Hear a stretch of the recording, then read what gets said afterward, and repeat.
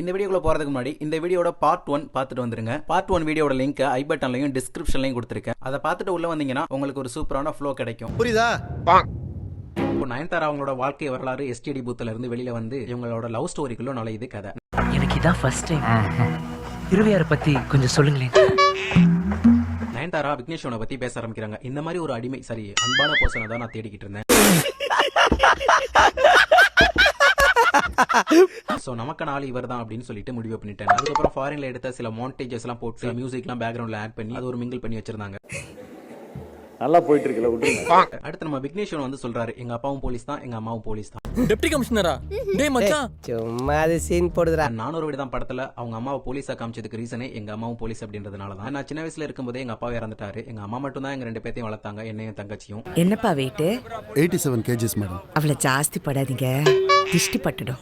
நான் காலேஜ் முடிச்சதுக்கு அப்புறம் கூட எங்க அம்மா என்னை வேலை வெட்டிக்கலாம் போடா அப்படிலாம் சொல்லவே இல்லை. பிகாஸ் நான் டைரக்டர் ஆகணும் அப்படின்றது அவங்களுக்கு தெரியும் அப்படின்னு சொல்லிட்டு அவங்களோட ஃபேமிலியை பத்தி சொல்லிட்டு இருக்காரு. எங்க ஃபேமிலி எல்லாரும் விஐபி தான். கோவில் மனோட வெயிட் பண்ண மாட்டோம், ஸ்ட்ரைட்டா சாமி பார்த்துட்டு வந்துருவோம். இதெல்லாம் சொல்லி முடித்தோன்னே அப்படியே நம்மளோட 400 வீடு தான் படத்துக்கு வந்துடுறாங்க. தனுஷுக்கு ஒரு லெட்டர் அனுப்பி அவரோட ஃபுட்டேஜஸ் எல்லாம் எடுத்துக்கிட்டு படத்துலயும் வச்சு ரிலீஸும் பண்ணிட்டாங்க. பட் இருந்தாலும் எதுக்கு இப்படி ஒரு பிரச்சனை பண்ணாங்கன்னு தெரியல. டேய் இதெல்லாம் ஒரு பிசினஸ் ட்ரிக்டா தெரிஞ்சுக்க. அந்த 3 செகண்ட் சொன்னதெல்லாம் போய் இதுல நிறைய செகண்ட்ஸ் ஏன் 1 நிமிஷத்துக்கு கிட்ட இந்த ஃபுட்டேஜஸ் எல்லாம் யூஸ் பண்ணிருக்காங்க.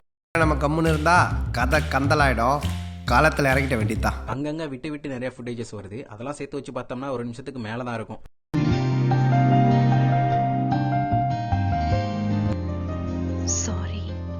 அடுத்து அவங்க 400 வீடு தான் படத்துல பாத்துக்கிட்டது அண்ட் சில சீன் ஷூட் பண்ணிட்டு இருக்கும்போது அவங்கள நயன்தாரா ரசிச்சது. கோர்ட்ல நீங்க ஆர்கியூ பண்றது பார்க்கிறது எவ்வளவு ஃபேமஸ் தெரியுமா? அந்த மாதிரி எல்லாம் இருக்கிறதுக்கு சான்ஸ் இல்லையே.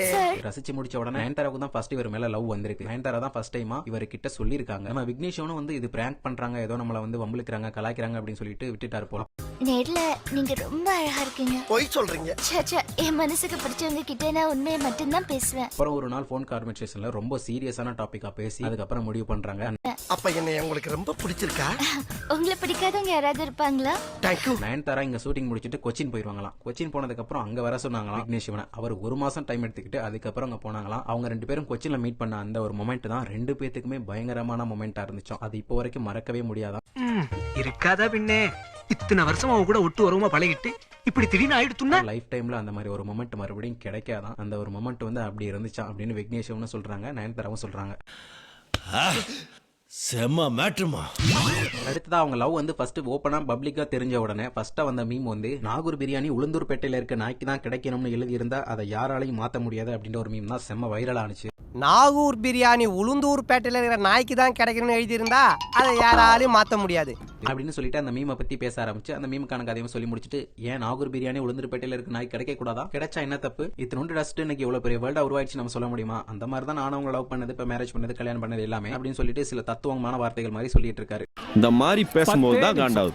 அடுத்த நயன்தாரா வந்து பேச ஆரம்பிக்கிறாங்க. எனக்கு எவ்வளவு கஷ்டம் வந்தாலும் நான் அதை தாங்கிடுவேன். பிகாஸ் நான் அந்த அளவுக்கு நிறைய கஷ்டங்களை பார்த்து வந்திருக்கேன். பட் அவருக்கு ஒரு கஷ்டம் வரங்கிறப்போ அதை என்னால தாங்கிக்கவே முடியாது. பிரச்சனையே நீதானடா.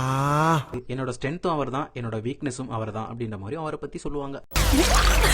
அதுக்கப்புறம் நம்ம நெல்சன் இடையில வந்து இவங்க 2 பேத்துக்கும் பஞ்சாயத்து பண்ணி விட்ட சம்பவத்தெல்லாம் சொல்லிட்டு இருக்காரு. விக்னேஷ்வன் நயன்தாரா 2 பேத்துக்கு இடையில சண்டை வந்தா விக்னேஷ்வன் போன் பண்ணி நெல்சன் கிட்ட தான் போலும் வரான். ஒவ்வொரு பொண்ணுக்கும் ஒவ்வொரு ஃபீலிங் வந்து நல்லவங்க டைலாக் ரீச் ஆகும், என்ன கொஞ்சம் லேட் ஆகும். நெல்சன் மறுபடியும் போன் பண்ணி நயன்தாரா கிட்ட மேம் பாவம் மேம் அவனை கொஞ்சம் இது பண்ணுங்க விட்டுருங்க அப்படி இப்படின்னு சொல்லி சப்போர்ட் பண்ணுவாராம். சார் காலையில எந்திரிச்சு பல்லு விளக்கல, சார் காலையில பாத்ரூம் போகல, சார் எந்நேரமும் குளிக்காம உங்க பிள்ளைங்களே இருக்காரு. அந்த மாதிரி அவரோட பாயிண்ட் ஆஃப் வியூல இவங்களோட சண்டையை பத்தி இவங்களோட லவ் பத்தி சொல்லிட்டு இருக்காப்ல. அடுத்த விக்னேஷன் வந்து என்னதான் எல்லாம் சாப்பிடறான்னு சொல்லிட்டு இருக்காங்க. பட் என்னோட பெரிய திணி பண்டாரா தான் நயன்தாரா. நான் ஒரு 3 சப்பாத்தி சாப்பிட்டேன்னா அவங்க ஒரு 7 சப்பாத்தி சாப்பிடுவாங்க. பாருங்க 12 பூரி எடுத்துட்டு புல்டோசர் மாதிரி உட்கார்ந்திருக்கா பாருங்க அப்படின்னு அவர் சொல்லிட்டு இருக்கும்போது நயன்தாராவுல வந்து ஓ எஸ் அவர் சொல்றதெல்லாம் உண்மைதான், நான் பெரிய ஃபுட்டி, நான் பயங்கரமா சாப்பிடுவேன் அப்படின்னு சொல்லிட்டு இருக்காங்க. குப்பத்தொட்டில இருந்து நாய் கூட சண்டை போட்டு இலை பொறுக்கி சாப்பிடலாம், வரியா? எச்சையில பாதி எனக்கு தருவியா? ஓஎஸ். அது மட்டும் இல்லாம எப்ப விக்னேஷ்வன் சாப்பிட உட்கார்ந்தாலுமே எனக்கு ஒரு வாய் ஊட்டி விட்டுட்டு நான் சாப்பிட்டதுக்கு அப்புறம் தான் அவர் சாப்பிடுவாரு. அவ்வளவு பாசம் என் மேல அப்படிலாம் சொல்லி பேசிட்டு இருக்காங்க. என்னைய வச்சு டெஸ்ட் பண்ணுங்கடா.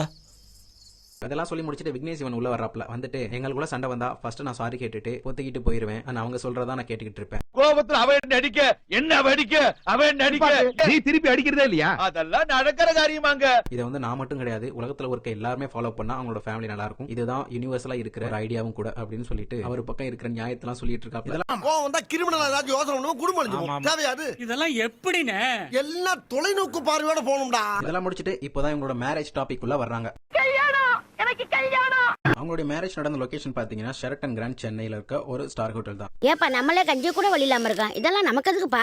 அந்த ஸ்டார் ஹோட்டல்ல event management, event designer, shaadi squad அப்படின்னு சொல்லிட்டு வெட்டிங் பிளானர் இவங்களெல்லாம் வச்சு எந்தெந்த ஐடியாஸ் கொடுத்து என்னென்ன டிசைன்ஸ்ல அவங்களோட சீட்டிங்ஸ், அவங்களோட ரூம்ஸ் எல்லாம் அரேஞ்ச் பண்ண போறாங்க அப்படின்ற ஐடியாஸ் எல்லாம் கொடுத்து அதை ஒரு பிளான் பண்ணிட்டு இருக்காங்க. சுந்தரம், மணவரையில பூ டெக்கரேஷன் நல்ல கிராண்டா இருக்கணும், நல்ல ஆளா பாத்து போடு. அடுத்ததா நயன்தாரா அவங்களோட சாரி மேரேஜ் நடந்தப்பவே அவங்களோட போட்டோஸ் எல்லாம் சோசியல் மீடியால வைரல் ஆனிச்சு. அந்த டைம்லயே அந்த ட்ரெஸ்ஸோட காஸ்ட் ரொம்ப பல லட்சங்கள் அப்படிலாம் சொல்லிட்டு இருந்தாங்க. எவ்வளோடா? 25,000. ஏய் வாங்கடா. அந்த ட்ரெஸ்ஸோட யூனிக்னஸ், அந்த ட்ரெஸ்ல இருக்க ஃபீச்சர்ஸ், என்னென்ன டீடைலிங்லாம் கொடுத்திருக்காங்க அப்படின்ற எல்லா விஷயங்களுமே சொன்னாங்க.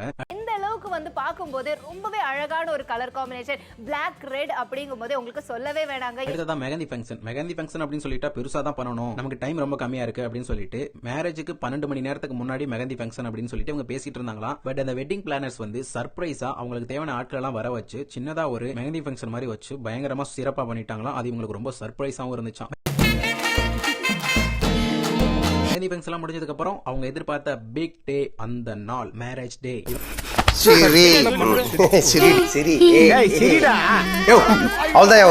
இவங்க வந்து கிளாஸாலே ஒரு மண்டபம் மாதிரி கட்டிருக்காங்க. எக்ஸாம்பிள் சொல்லணும்னா சிவாஜி படத்துல சகாரா சாரணி அந்த சாங்ல ஒரு கண்ணாடி கிளாஸ்னாலவே ஒரு ஹவுஸ் மாதிரி செஞ்சிருப்பாங்க. அதே செட்டப் தான் இதுல பண்ணிருக்காங்க.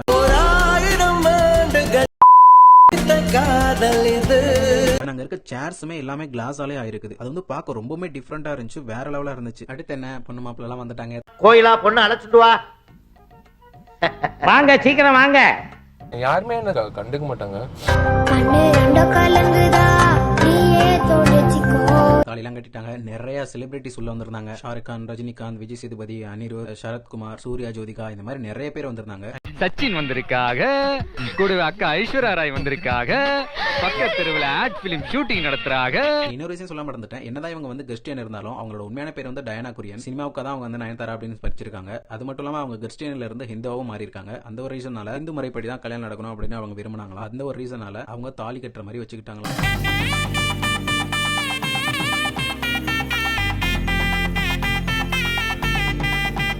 அவ்வளவுதான், மேரேஜ் முடிஞ்சு. அடுத்து அவங்க ஹனிமூன் போற மாதிரி எல்லாம் சீன்ஸ் எல்லாம் காமிக்கிறாங்க.